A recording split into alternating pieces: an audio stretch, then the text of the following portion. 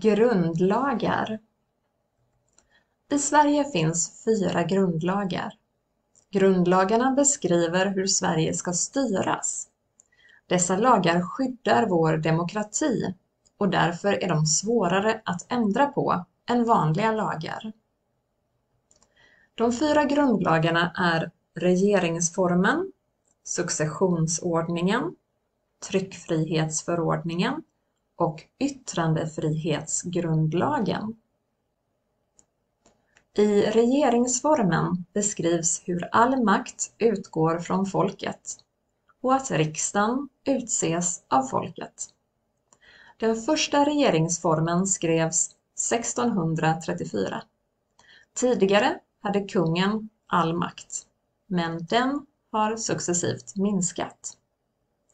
Under en del av 1900-talet hade kungen viss makt, men 1974 skrevs det i regeringsformen att kungen inte längre har någon makt över Sveriges politik.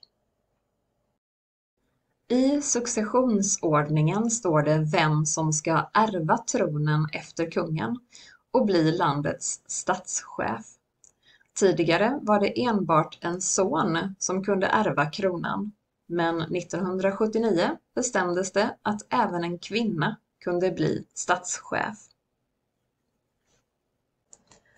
I tryckfrihetsförordningen, där en av de viktigaste rättigheterna i Sverige beskrivs, står det att vem som helst får trycka och ge ut vilken information den vill, så länge det är lagligt.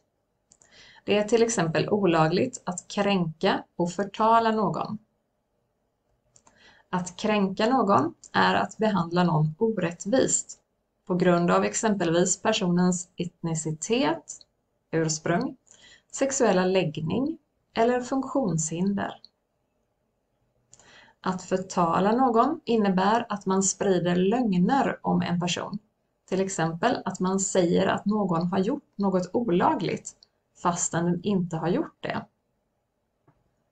Det är också olagligt att sprida information som är hets mot folkgrupp.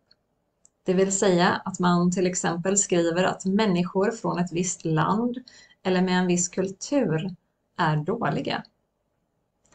Yttrandefrihetsgrundlagen innebär att du har rätt att säga nästan vad du vill i Sverige, i radio, tv och på internet.